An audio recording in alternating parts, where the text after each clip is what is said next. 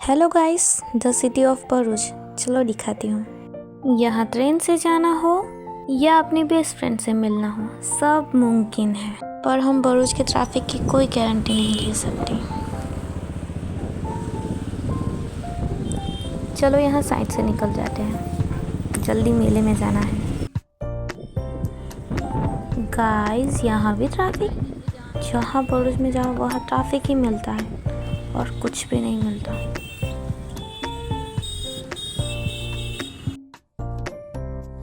वैसे सच कहूँ तो हमारा भरूच है बड़ा प्यारा। ये खूबसूरत व्यू को देखिए आप।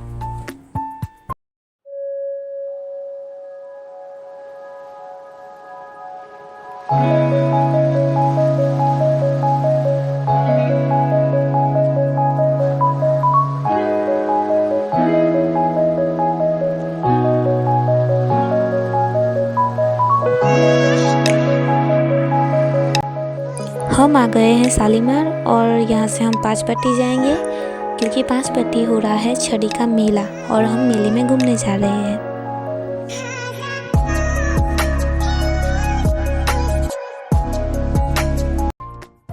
फाइनली हम मेले में आ गए हैं और यहाँ बहुत ज़्यादा भीड़ है।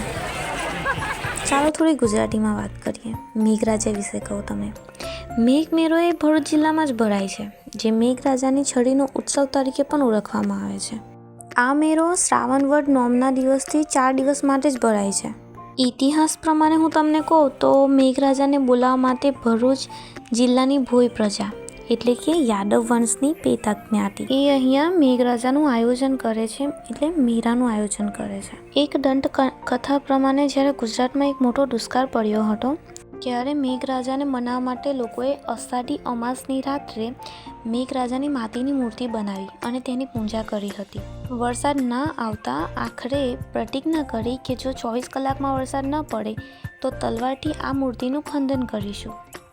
અને વરસાદ પડ્યો ત્યારથી જ આ ઉત્સવની ભવ્ય ઉજવણી કરવામાં આવે છે અને એને છડીનો મેળો કહેવામાં આવે છે।